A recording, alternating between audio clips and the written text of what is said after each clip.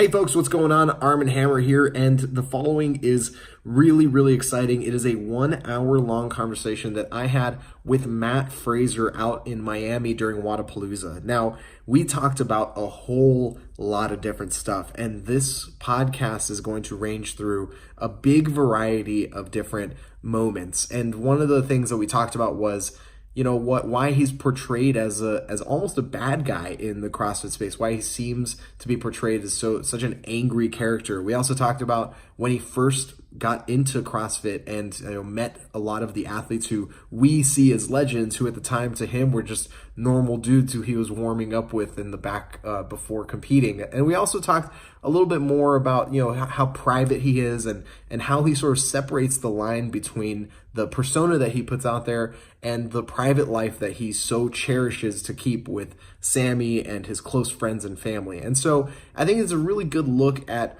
less of MatFraser, the athlete, and the sort of personality that we've gotten to know over the years, and more of a look behind the curtain of MatFraser as a person, as a man, making a living doing this crazy thing in competitive exercise. It was a lot of fun. It was a big treat. I really enjoyed it, and I'm looking forward to the next opportunity to really chat for him for an extended sit down like this again. I hope you guys enjoy it, and I'll see you guys next time. And by the way, if you're watching the video, there's a portion in the middle, maybe like maybe 2.5 minutes long, maybe 3 minutes long, right around the middle where my camera had shut off. There's still audio, so the screen will go to black, but it'll come right back in just a few minutes. So if that happens, don't worry about it. And if you're just listening to this, well, imagine somewhere in the middle the screen goes black or something. I don't know. Either way, folks, thanks so much. I'll see you guys next time. Matt, you're just saying that this is the second event you've ever been to that you're not competing at. Yep. So I went to Granite Games, I think it was last year. And then that's about it. That's crazy. That was the first.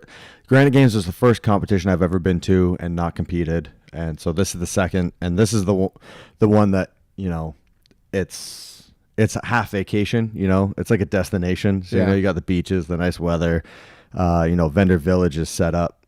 It's just a spectacle in itself. So, I'm having such a good time getting to hang out with all the people that they usually show up to the competitions, and I have to be like, sorry, I can't see you until after the competition. And then it's usually everyone leaves on Sunday night, and then I'm there on Monday, and I'm like, hey, you still here? And they're like, no, dude, I left. I have a job.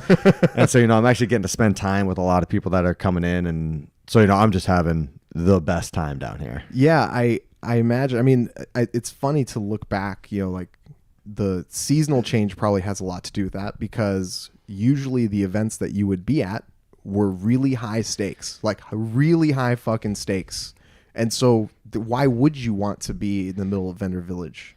Yeah, that's, usually right now it's, the open is usually pretty important. So, it's getting into that. But I competed in Dubai like a month ago. And so now this is my off season. So traveling is way easier when I'm not required to get 10 hours sleep, when I'm not required to do 2 or 3 training sessions a day, when I'm not required to be eating a perfect diet. I can literally just go with the flow, and it's like, oh, you only got 5 hours sleep. Oh, that's fine. Like, just have an extra cup of coffee, and we couldn't get into the gym today. It's, oh, who cares? I'm in the off season, So it's the first time I've gotten to travel like a normal person in a long time. I don't have a whole second suitcase of training equipment, right? Requirements for gym allotment time, and so I've been having a blast. There. And it's interesting. I don't know if you remember, but almost exactly 5 years ago is the first time we met at ECC. Yeah, you came up to the hotel room. We did something almost exactly like this. Oh, we that's did a podcast. Right. That's right. I remember that with Scott. Yeah, we did the wadcast. Yeah, and I remember that was what, January of 2014. So you hadn't been to the games yet. It was like I hadn't won regionals. You hadn't won regionals yet. You were just like, you had won. You've done really well at ECC. You've been doing really well at these small championships. well promoted ECC, and I think they had like 12 games athletes there. That was an eye-opening experience for me. Yeah, I still talk about that competition all the time because, that was the first time I met Chris Spieler. I met Tommy Hackenbrook.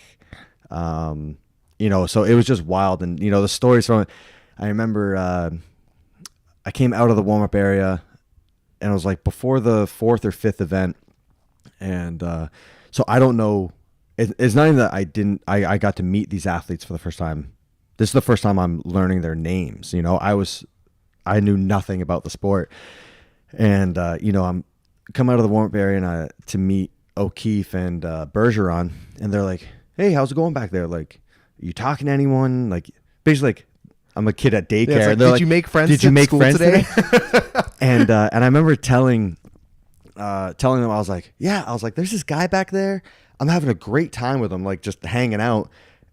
I was like, his name's like Tommy Hucklebuck. and both of them just like, Tommy Hackenbrook. And I was like, yeah, that's his name. Super nice guy. And Bergeron was like, that's Tommy Hackenbrook.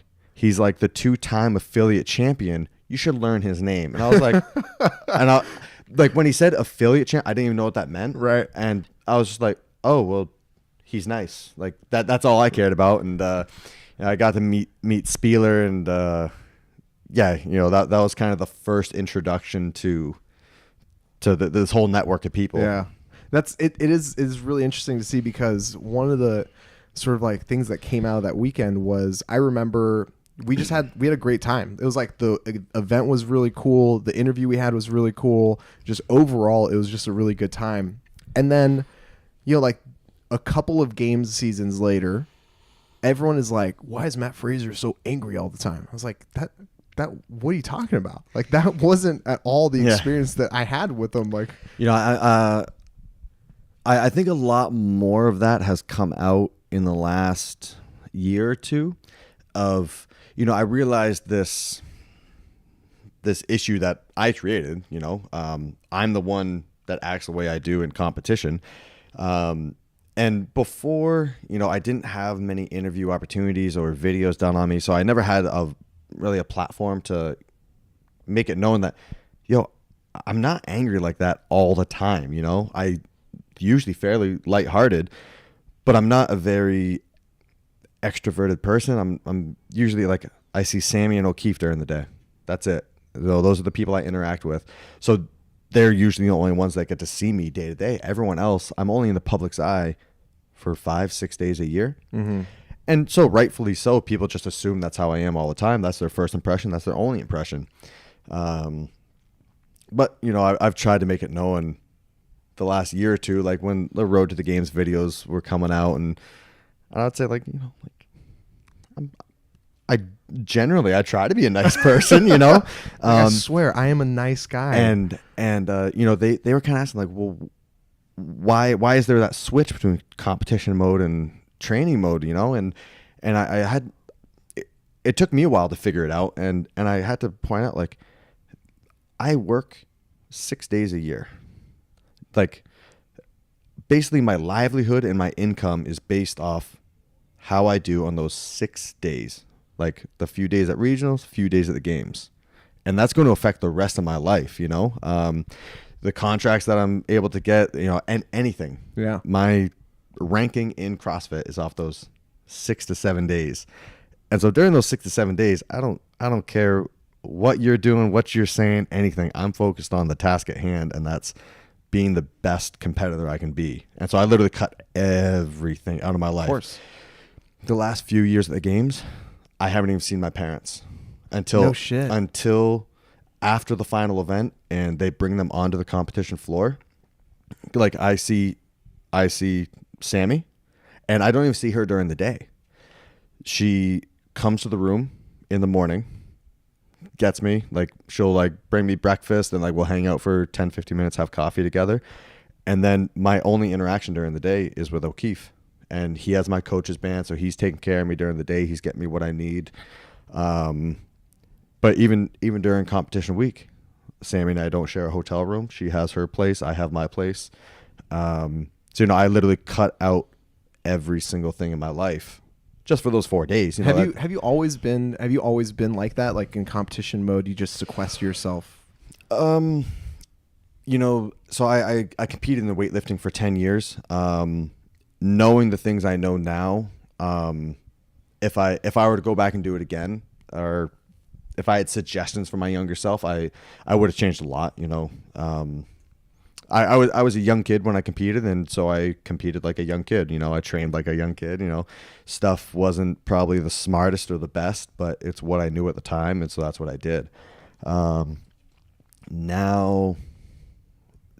like it's just the stakes are higher. You know. Yeah. You know, over a 5-day competition, the prize is $300,000, and then never mind the sponsorships that come with it. So, you know, like that's a good annual income, and it all comes down to those 4 or 5 days. So, you know, I think it was just gradually, I got into it, and, you know, the first year was very lax. You know, I had no expectations. Didn't know what I was doing. So that was just taken for what it was. And then I was lazy the whole next year and kind of had a kick in the teeth. And so then I realized, like, after those first 2 years, it's like, this is a very real possibility. I may never win this thing. I may always be the lovable loser, or the just not the results I want. Yeah. And so, you know, I think I realized, okay, like, if I want to do this and I want to do it right, I want to get the results I want, you know, I'm cutting every variable out of my life to just focus on what I have control over. Maximize this. Yep. Yeah. Yeah. Yep. That makes total sense. I mean, honestly, some of the media that was coming out, like probably after the 15 games, when, you know, it was like second place, and there's this expectation going into the 2015 games. It was like, this is MatFraser's year. He's gonna pass the buck, and he's gonna take the crown, or whatever. Yeah, it so is, you know right? that, and, you know, I was guilty of that too. You know, I don't think I externalized it, but, you know, that was the feeling I had inside, and, you know, it was because I had no idea what I was doing at the 2014 games. I was brand new to the sport, and with making some huge mistakes, I still pulled second place. And then Rich announces his retirement, and I'm like, oh, he was second. I was second. He's retiring. It's mine. Yeah. Right. Like, yeah, why would this not end up this way? Right. And yeah, and then, so, you know, the whole year reflected that, of just me resting on my laurels, you know, bad diet, bad sleep schedule, not dedicating the time and energy I needed to in the gym, not listening to the people that knew what they were talking about, had experience with it, and they were trying to tell me how to do things. And I was like, no, you don't know what you're talking about. And it reflected, you know, I ended up where I should have ended up. It wasn't like I had a bad weekend. Yeah, I had a terrible weekend, but it reflected perfectly my whole year of training. Yeah. So why would I expect any different? So yeah, like, I was guilty just like everyone else. Yeah. And then since then, it's been completely different. I've never made that mistake again of going to the games confident of, like, it's mine.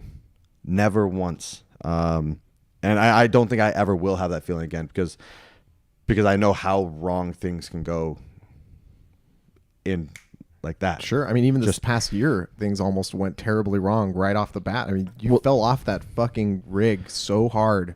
Well, yeah. So I mean, something as simple as that. Like, if I had landed a tiny, like, an inch another way, like, who's to say, like, I wouldn't have caught my ankle in a weird direction, and games are over.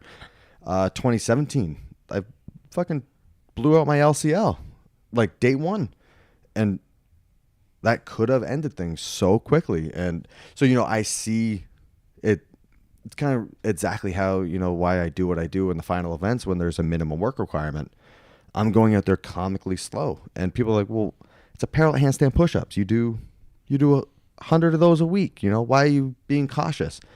Because a fluke can happen. That 1 in a million time that you miss the parallel and tip to the side. Like, I could break my wrist, not be able to hit the minimum work requirement, and my weekend was for nothing. The whole year was for nothing. You get like zero. Yeah. You don't even get like second place. You get zero. Yeah. You're not allowed on the podium if you don't hit the work requirement. So I'm fully aware of those situations and the risk of it.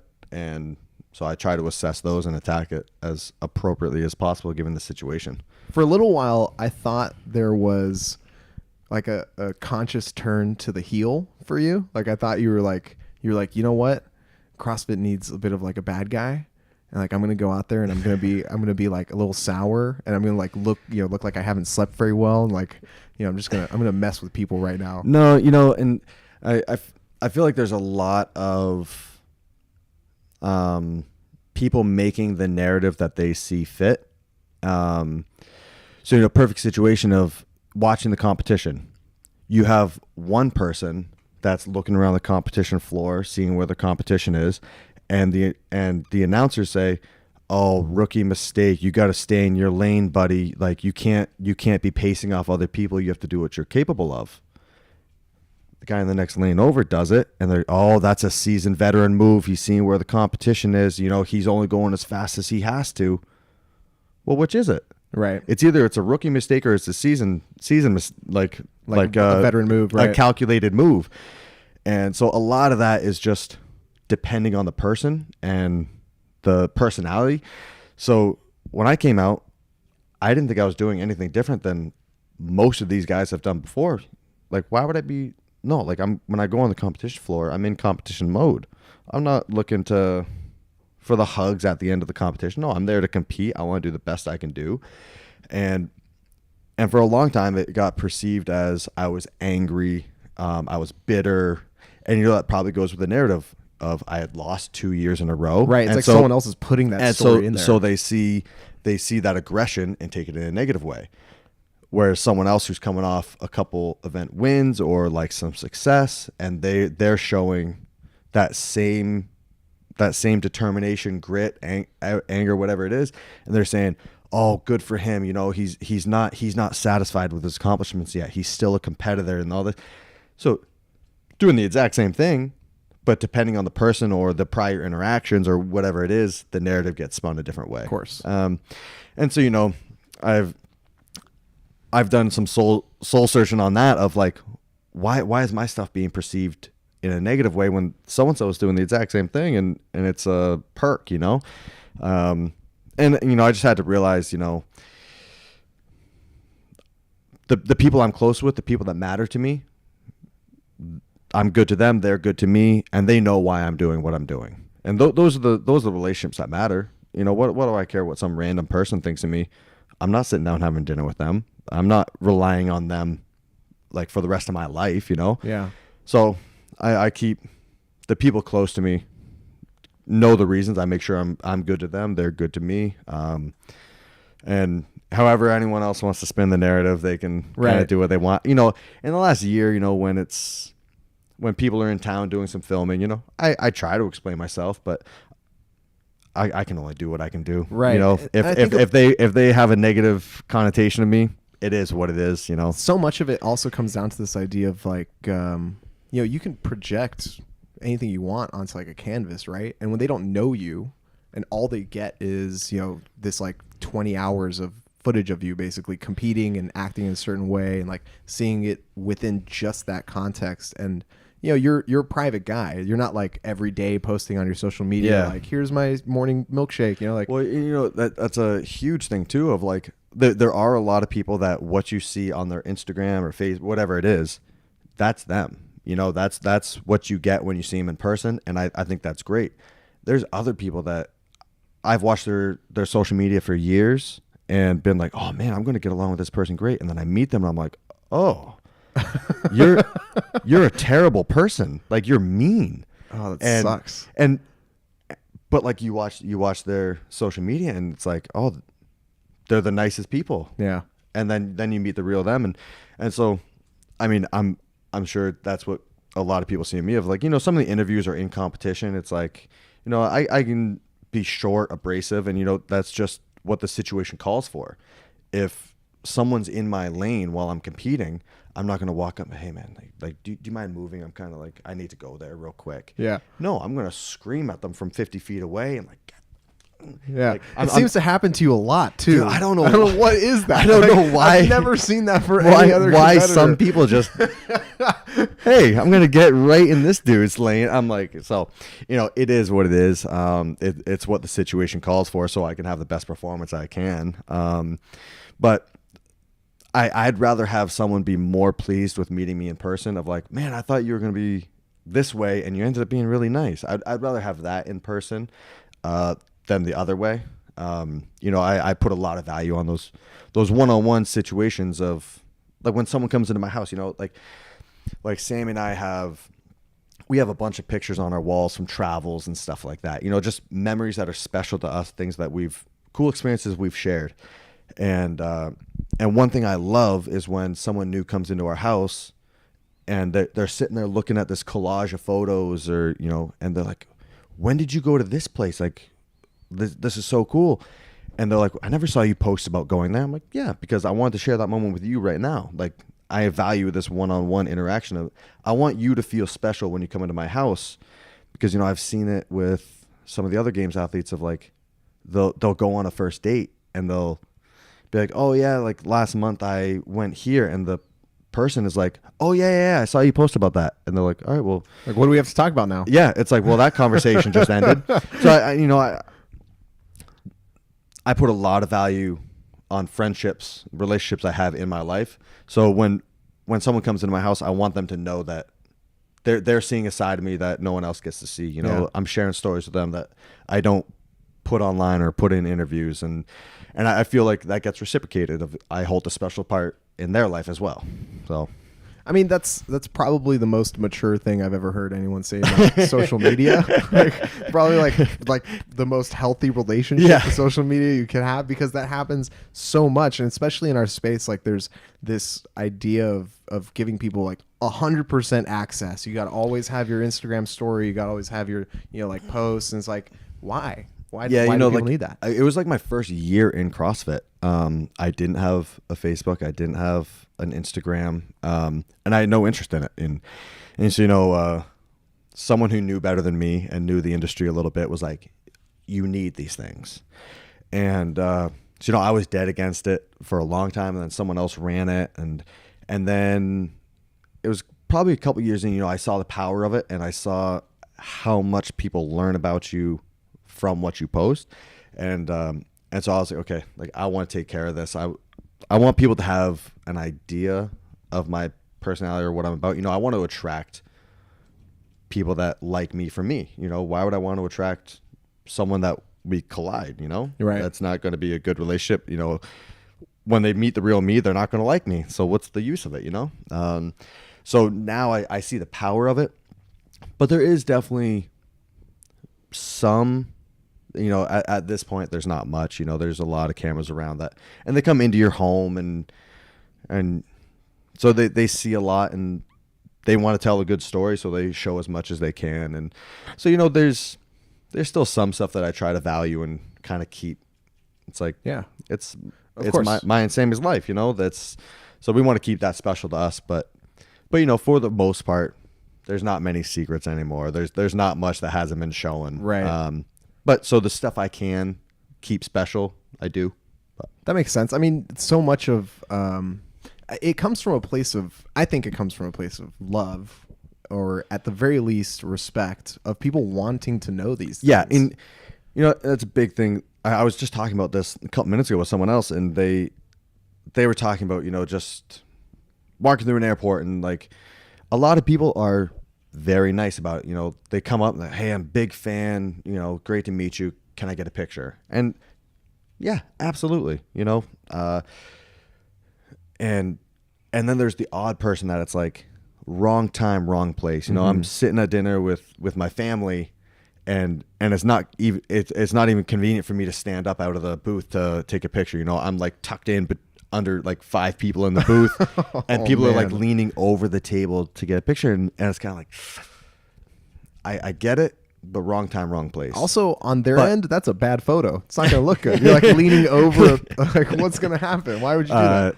But you know, now it's something I wouldn't do. But a few years ago, I've done it. I've been that guy in the airport. Someone I see, like the guy running to his gate, and I'm like, I don't care, you're late.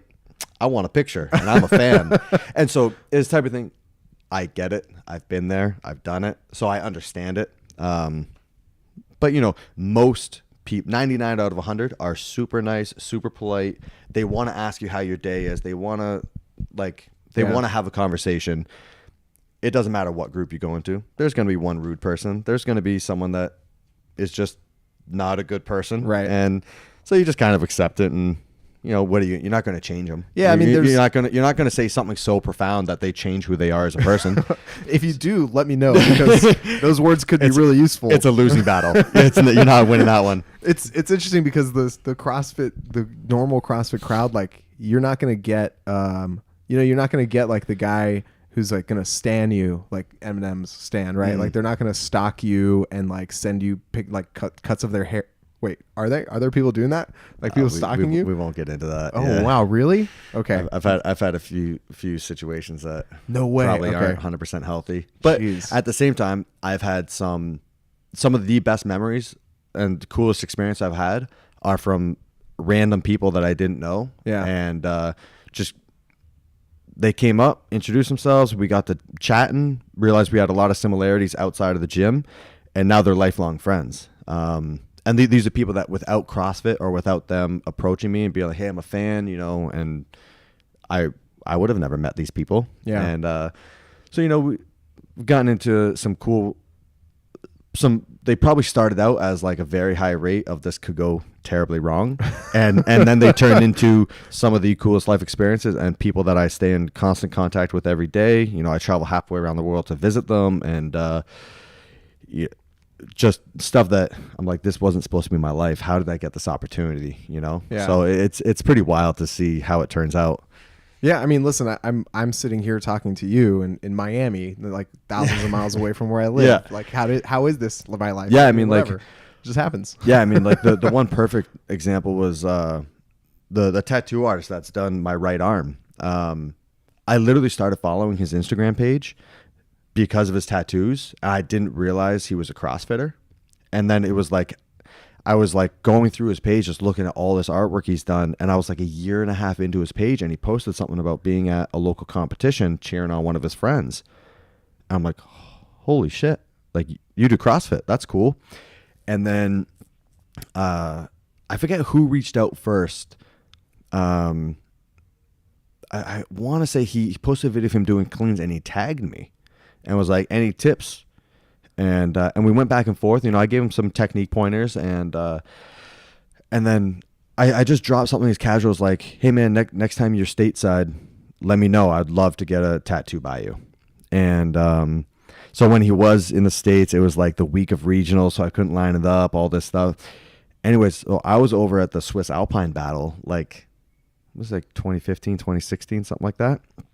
And he hit me up and was like, hey man, just so you know, right now you're 3 hours from my tattoo shop in Milan. Like add on a couple days after your trip, come to Milan, I'll put you up and give you a tattoo. And I was like, hell yeah, I'm in. Like, I'll extend my trip. He came to the competition, watched me for 2 or 3 days, and then I was getting in the car with him to drive from Switzerland to Italy. And it was O'Keefe was like, hey, like, what are you doing after the competition? I was like, oh, I'm going to Italy with that guy. And O'Keefe was like, whoa. What do you mean you're going to Italy? Do you know him? I was like, yeah, man, we've talked on Instagram. And he's like, you're getting in a car with a man you've met on the internet? And so, like, at the time, I was like, well, yeah, like, why wouldn't I? What can go wrong, you know? And so anyways, O'Keefe ended up coming to Italy with me, and we made a vacation out of it. But I've been back over. I've stayed in contact with this guy on Mako Tattoo, Antonio Mako. He's like this world-renowned tattoo artist. Sam and I have gone back to Italy to his other tattoo shop. He put us up at his place. He has an Airbnb compound, just luxurious. Sounds legit. And like, we're in the Italian countryside. He's showing us around, and like, that wasn't supposed to be my life. I'm not supposed to be going to southern Italy for vacation and getting this tattoo and hanging out with all his dudes. Like, they're taking us to all the local spots, and it was one of the coolest experiences I've ever had in my life. And right now we're trying to line up to go back and do it again. Yeah. You've got to be open to that type of experience, right? Like, I think if you had the mindset of like, people I meet on the internet could be dangerous, this isn't a good idea. I mean, don't get me wrong. Like, it's not like a dude's hitting me up and I'm like, yo, bring your van around back and we'll go hang out. No, it's like I'm in constant contact with these people for months and then we hang out. But, yeah, you know, like that was just one of those vacations that it couldn't, even if you're willing to pay the money for it, it's not happening. Right. You know, you're not getting the authentic of like, this dude rolls with a posse. Like, That's legit. That's so ridiculous. Every night there's like 12 to 15 of them that every night they go out to eat together. That's awesome. And we went out to eat and I was like, how many are we expecting? And he was like, up to 15. I was like, what do you mean? Like, and he was like, you'll see. Like, I'll show you later. And so it's like a scene out of like The Godfather, dude. So every single dude from like chin down is covered in tattoos. These dudes are a badass crew. And so Antonio has done all the tattoos on all of them. They're all full suits. Incredible. That's crazy. And then, so the first night there, we go into this restaurant. It looks like a scene out of The Godfather, like just big cathedral ceilings with the paint, like the murals all over them, like ballin' ass place. He takes a table for 15 and there's only the three of us, Sammy, Antonio, and I. And then all his homies start trickling in one by one. And the waiter comes over and is like, what would you like to eat? And he talks to him in Italian. And I was like, what would you order? And he goes, everything. I was like, something was lost in translation. We're good. So the plates start coming out. And every plate that comes out, I think that's the meal. And I fill up. And then I fill up. And I fill up. And I'm just like about to pop. And I'm like, yo, how many more plates are coming?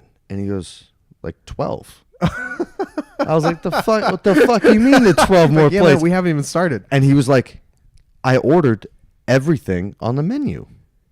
I was like, what the fuck? Like, what do you? And he's like, dude, there's 15 of us. And the bill came at the end of the night and it ended up being like $50 a person.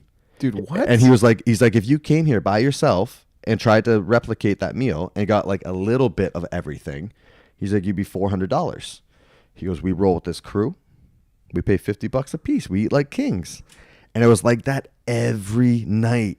It was That is sick. so legit. That is so legit. The idea of like, you know, being just in a boss ass crew like that. That's like that is like Goodfellas. I'm sure they were all coming in through the back, like walking through the kitchen, high fiving the chefs. Well, like there's a couple of situations of like, I'm like, damn, this dude's a boss, you know. So the final course was lobster, and he asked the waiter like, do you have any good catch of the day type stuff? And so this town is like it's like a fisherman's wharf. Like, so all the food. So we're in Italy. We had no pasta. It was all seafood and it was all raw. That's awesome. It's so fresh and the water's so clean that they don't cook anything. You just like squirt a little lemon juice on it or lime juice, whatever it was, and down. Stuff that I didn't know you could eat raw, and it's what they're all doing. So I was like, all right, when in Rome, you know. And he has the waiter go over and like, he's like, show me your best lobster, and he holds up this like dinosaur, and it was like 7 pounds or 7 kilos, whichever one's like the. That's crazy. That sounds like a lot. I want to say 7 pounds. Yeah, that sounds like a lot. It was huge, and like claws the size of like your arm. So the claw I got was like, I think it was over like 1.5 pounds. Like they So like I was the guest, you know. And so Antonio reaches over and just like breaks off the claw, throws it on my plate, and was like, that's for you, like you're the guest. I couldn't finish it. It was like 6 lobster tails all into one. And so, you know, but it was trips like that even if you're willing to pay, like you're not getting the local experience. You know, 100%. if you're going on vacation, most of the time you're opening up the pamphlet, you're doing the stuff that you see that they promote. You're not getting to do the local stuff. So we've had those trips, Australia, Brazil, Italy. You know, we've been to Italy a couple times. But getting, like, I go over to coach a seminar at a gym. Well, the gym owner wants to show me a good time, so I want to come back. And so they show me this experience that makes me fall in love with this new country. And without that, you know, I wouldn't be living these trips, these experiences that I get to remember for the rest of my life. And that's what the pictures are on the wall of Sam and I doing these just outrageous things. Let's shift gears real quick. I'm sure you talk about this constantly with everyone who's like interviewing you, right? But the new game season format, I think, kind of ties into some of the stuff that we were just talking about, because in a way, this gives you an opportunity to maybe explore some more of, the media opportunities, the traveling opportunities, because of, now your season can be planned in a much more flexible way around your ability to qualify. I mean, yes and no. I got put in a good situation this year where, I wanted to start taking attempts at qualifying as soon as possible. So first opportunity was in Dubai. I jumped on that opportunity. And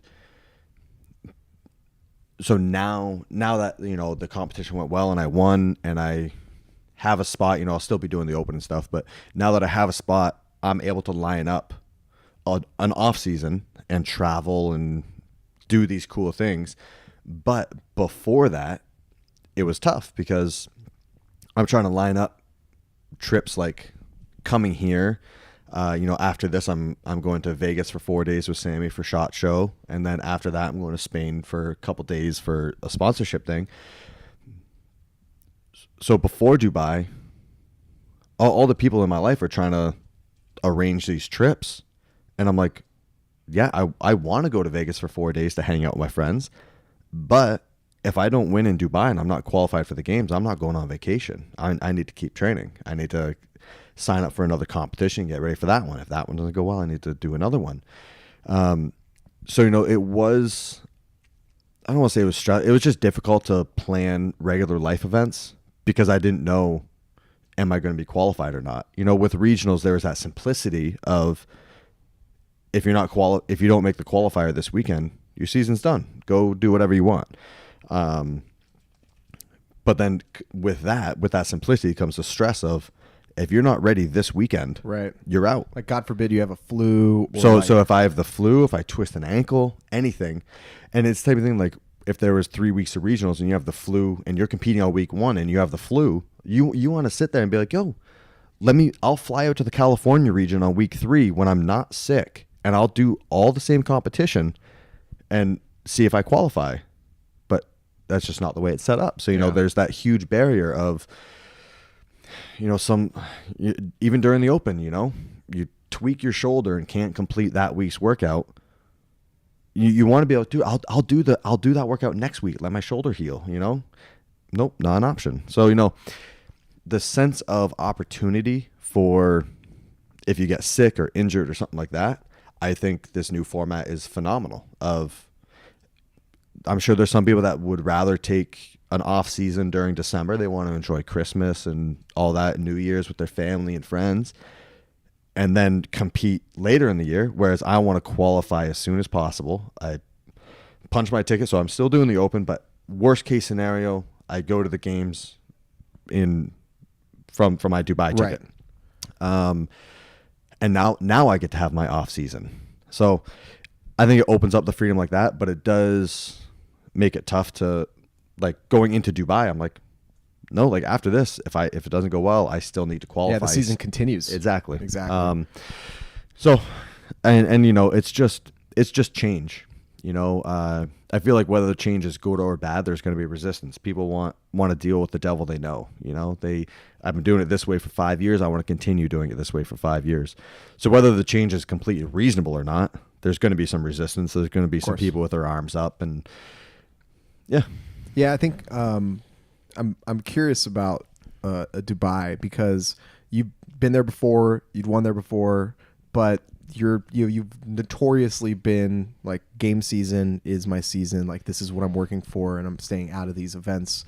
And I think the change obviously gave you an opportunity to go back to Dubai, but like, what was that experience like, knowing that it's not just this off season thing anymore? Like, this thing counts in a way that it never has counted before.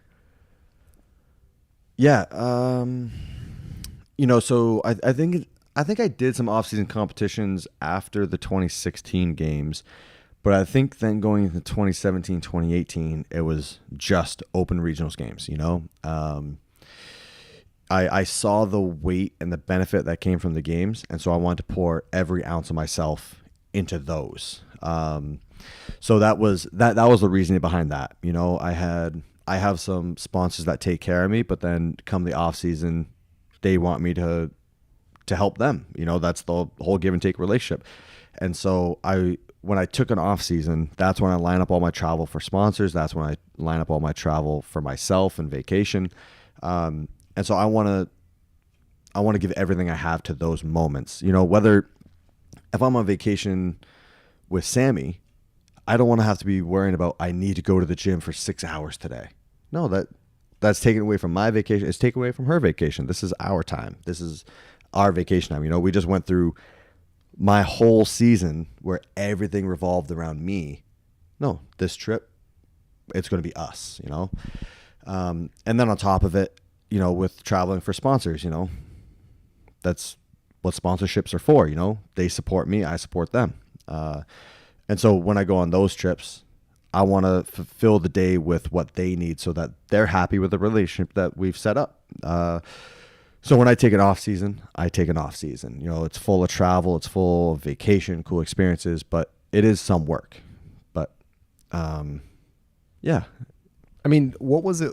I think, you know, Dubai has had an interesting, I guess, reputation. I guess it's like it's on the other side of the world. It's not really well understood. The money behind it is like everyone's gonna get paid. It's gonna be great. And then, you know, there's that last event this year where, you know, we were talking. It was like, you know, you locked it up. You basically had to do the minimum work requirement, whatever that was going to be for the final event. And then suddenly it was like 30 G's on the line for the final event. Like suddenly you're going to have to go out there and send it. Yeah. Like, you know, they're in a situation where they can play their own game. They don't have to, in years past, they didn't have to answer to anyone. They were putting on an event that they thought was cool, that they wanted to watch, and they're the ones paying for it, so they can literally do whatever they want. You know, it's capitalism at their finest, you know? And I remember when I was there in 2016, I asked a question to one of the guys about something related with like prize money and the events. And I was kind of like, who's allowing this? Like, this event is ridiculous type thing. Like we've never seen anything like it before. Mm-hmm. How is this allowed? And we were in the mall at the hockey rink, like about to go on the floor, and he pulled me in close. He goes, "Look around. You see any signs?" I was like, "No." He goes, "You see anyone else's name on here?" I was like, "No." He goes, "No. All of this is out of his pocket." They didn't have any sponsorships, nothing. It was all his personal money. He wanted to see this competition. He wanted to put on this show. And so he's like, "No, I'm the only one I'm answering to. So here's the event. If you don't want to participate, you don't have to. No one's forcing you to. Mm-hmm. But if you want to win this prize money, then you're going to do it." So this year was a totally different experience from what I had in 2016. And then what I've heard and seen in other years, you know, just these outrageous spectacles of events. Everything's bigger, heavier, longer, you know. This year, I think they took it seriously that this is part of the game season. This is this counts for something. This isn't just a show for us anymore. Mm-hmm. So this year, you know, I went over fully prepared for a 5-day, 15 event. Everything's just the heaviest, biggest, and best. And they took it, I feel like they took it much more serious than years prior of, nope, we're not doing 15 events, we're doing 10. Nope, there's no 60-minute AMRAPs. Yeah. Like these are the they're good workouts. Like you're not going to have to try and clean a 230-pound kettlebell or something. Exactly, you know, and like I know years prior, they literally had a 60-minute AMRAP as one of the workouts. Now, if that popped up as a qualifier workout to get to the games, there would be a lot of people with their hands up in the air. But because it was just this event in Dubai where they're throwing around big cash, well, people are going to do it, you know? They want to win that prize. They're going to do what it takes. So I was very pleased this year with, like, it was still tough. There was still a lot of heavy stuff. There was still, but they were trying to put on a good show for the competition. They were trying to get audiences. Like, this is the biggest audience in Dubai that I've ever seen. You know, usually the crowds are sparse. Yeah. You know, it's every competitor's boyfriend or girlfriend in the crowd. That's it, you know? Yeah. So this year, you know, it was tough. There were a lot of good guys. Like, there's some good competition there.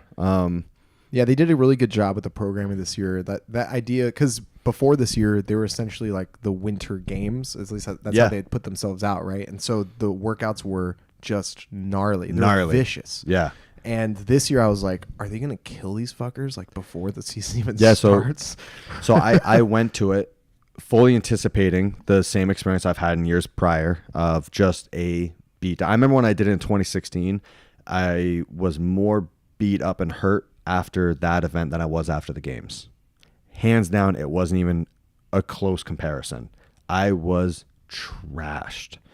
And then so I went in prepared for that this year. They didn't release anything ahead of time of like, hey, this year we're gonna like run a better competition. Yeah, it's gonna be regionals plus instead of games plus this year. Exactly. Yeah. So I went over fully prepared and just like in a mental state of, I don't care what they throw at me. It's 4 days. It'll be over when it's over. Like, it will end. It will end. So just keep that in mind of like, no matter what they throw at you, you're not going to die, and it will end. And then I got there and was pleasantly surprised that they programmed great events and it was a good experience. Yeah. You know, I think it's interesting to me that really early on, you had been talking about how, you know, you first met Tommy and Spiel and like all these people at this competition where you were competing amongst these, you know, legends in the sport at the time who you were kind of like the young upstart. And now you've kind of evolved into, you know, you're a veteran, you are a student of the game, like you understand this process of competing and training for this type of competition probably better than, I mean, I guess based off of your results, arguably better than anybody else does, especially, you know, individually at least. You know, do you have an idea of like after your actual competitive career is done and over with, or what you're going to try and do, or you're going to try and stay involved in this thing and like, you know, do something with that knowledge you've accrued over the past few years? No, obviously this is a thought about frequently thing of like, I've known from day one, the timestamp on competing is, in the grand scheme of things, it's very short, you know? And like everyone's, oh, what are you going to do after CrossFit? And I don't fucking know. Like, I'm focused on the moment right now, and you know, it's like you haven't answered that question in your mind since like an hour and a half ago when the last person asked you, right? No, and I definitely have ideas of things that I know I like to do. I don't do well with idle hands. Like, even during the off season, if I'm left alone in the house for like 2 days, I'm so it's like stir crazy. You're just losing it. No, it's more just like I get sad, you know. Yeah. I don't want to say depressed, and like, because there are people that are actually dealing with depression, but you know, I just get very sad and feel like I'm a loser because I'm like, I'm not working towards anything. I'm not applying myself to anything. I'm not getting better. I'm not bettering myself. I'm not bettering anyone else.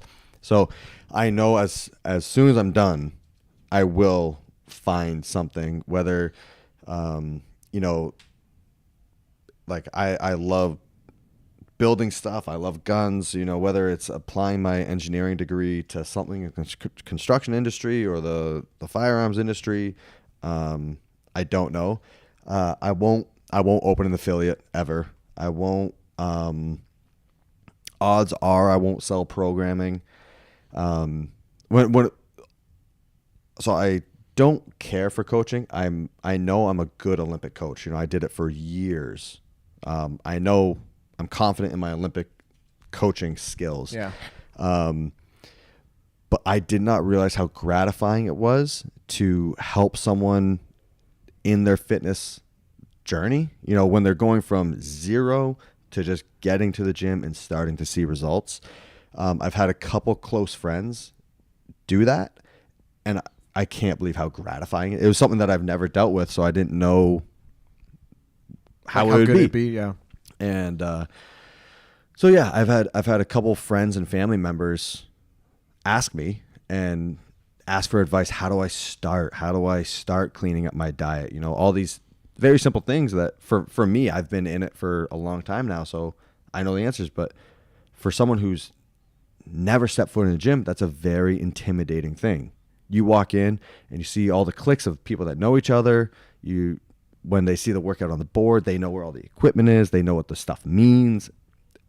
For a brand new beginner, that's very intimidating, and it can drive a lot of people away. So when someone does reach out to me that I know and they ask me, I take it seriously. 'Cause I'm like, yes, I've been in your shoes. I know how hard it is. And so I've had a couple people close to me lose like 70, 80 pounds. It's huge. And It's like life-changing. Yeah, it's crazy. And so I'm sure I'll keep doing that type of thing for the people close to me. But Are you aware that you're hook gripping the microphone right now? yeah, it's a habit because I have the long thumbnails, and so a lot of people just see that and they're like, it's kind of gross. Like all my other nails are short, Right. And then I just have a long thumbnail. So Why do you keep your thumbnail long? for a hook grip. Oh, really? Yeah, Oh, so you 'cause- have more well, surface so like area. where the nail attaches to my thumb, Yeah. there's still a lot of surface area past it, and so if I don't have a long thumbnail, the nail will cut my finger. Interesting. So like when I did Olympic lifting, like the first like 5-6 years, I kept all my nails cut short like a normal human, and every day like there'd be blood on the bar from my thumbs from the nail cutting my thumb, and it was, I had a coach up in North Bay, Ontario, Larry Shepard. He's like, dude, grow your fucking thumbnail out. What are you doing? Like you're cutting yourself every day. Simple solution, man. And I was like, that's weird. And he was like, well, I mean, that's what you're supposed to do, so do it. And so like I started doing it when I was probably like, I don't know, 15, 16. And immediately like I stopped cutting my thumb open. And so I've always had it. So it's like, it's more like when I'm in public, like if I'm on like the subway or a bus or like on the tram on the airport. Yeah. And like there's the pole and I'll just like be holding like that. And you'll see some looks No from the, way, from really? the well, I mean, Just because your thumbnail's long? yeah, I mean, it's I like guess it is when a you little see strange. the person with like flip-flops on, they have like the 3-inch toenails, and Yeah, you're yeah. like, oh, Well, they can't fit their feet in shoes. yeah, exactly. So like, I remember like when I first started dating Sammy, it was like we were a couple months into dating, and like we're sitting at dinner or something, and like I had my hands out, and she was like, "Hey, we've been dating a while now. Why is your thumbnail long?" And it was, and she said she was like, if all your nails were long, I'd probably have less of a question. Like you just need to cut your nails. But she was like, your hands aren't gross. It's just you have a long thumbnail. And I was like, oh, that's embarrassing. Like you've been thinking that for the last 5-6 months, and like you haven't asked me. You just thought I was like a weirdo with long thumbnails, but It's like, he's so nice. I really want to introduce him to my parents, but that thumbnail. I yeah, just don't no, understand it. exactly. That was exactly the situation, and yeah, like I've just always had it, and I was just like, man, he's practicing right now. Like, this is great. No, yeah. Like, this is what it takes. I was like, maybe I should also. yeah, this is what's in right now. Yeah, let's use hook grip everything. Yeah. Hook grip everything. That's a new hashtag for the MatFraser Instagram. Finally, before we wrap up here, I know that apparently you watch a lot of The Office, or have been. It's on loop in our house. What's your favorite episode? I was trying to think about this last night when we were like Sam and I like we just put on an episode just to kind of wind down after the day. Oh yeah. I don't know if I can name an episode. So the episode was playing when Michael left and Will Ferrell came on. Yeah. And it's just on in the background, and Sammy kind of looks at me, can we change it? Like, I hate this episode, or like these 3 episodes, because she's like, I know they make Will Ferrell like an unlikable character, but she's like, I just feel awkward. Like, Yeah. I feel awkward for him. And I was like, yep, click. All right, cool. Like, Yeah, there's this middle. then It's like we're- really the middle seasons that and then like juices. we're watching like Dwight Schrute when he's acting manager. Like that episode, those episodes are phenomenal. Yeah, those are solid. I personally like the dinner party. It might be the most awkward television episode I've ever seen. I think the dinner party, it's probably the most quoted between Sam and I. I'm like, hey, babe. But I think it has some of the best content, but it's so awkward that you feel awkward for them, and you're just kind of cringing, like, oh God, For sure. There's definitely some of those episodes where you're like, oh, don't do that, Michael. Like, I can't watch Scott's Tots ever again. Oh, I watched it once and I was like, I can never watch this episode. but the amount of like quotes and awesome scenes that come from it. Absolutely. Like, what you gonna do? What you gonna do? Like, you don't know how many times that comes up during the day of like Sammy and I will sing that. You know, just like we're puttering in the kitchen and that comes up. But like he's like I've made a lot of empty promises in my day. That was by far the most generous one. Like Dude. Like he's proud of how generous he was in his lie. Absolutely. The show is quotable in so many different ways, and it has like all the different types of comedy, that like super awkward, cringy comedy to like just like regular old comedy. And then on top of it, just like the best love stories ever. Right. Like try to watch Casino Night in the episode episode 1 of season 4 is amazing. Try to watch that without crying. Yeah, we just came back around to the Casino Night last week, my wife and I. It's a classic. And then the episode where like Jim leaves his corporate interview to ask Pam out on a date. Yeah. And you're like, oh my God. That tear up every time. I think everything's going okay. Yeah. It's like, oh. Yeah, man. Awesome. Well, dude, I appreciate you taking the time. Yeah, absolutely. I hope you have a great weekend. Sounds like you're having a good time. So yeah, I'm having a great time. You know, I was having fun just like working and setting up the rigs and stuff. But now there's a lot of people here, so it's kind of it's gonna be. I'm going to try to watch as many events as I can, but at the same time, this is the first time I'm at a competition without competing, so I'm trying to line up as much stuff like this, because when I'm in season, I'm like in my hole, you know. So yeah. Awesome, having a good time. I hope you don't get too mobbed down there. Like, get a chance to watch and hang out a little bit without having every moment turn into a photo. But I mean, even if it does, it's part of the process. Yeah, it's part of the process. We're still in Miami, still beautiful outside and surrounded by friends. So yeah, and you already have your spot at the games, so you can't complain. All those other guys are just they're just working so hard. Yeah, you're just like, hi, I'm here. Yeah. Awesome, man. Thanks, dude. I appreciate it. Thank you.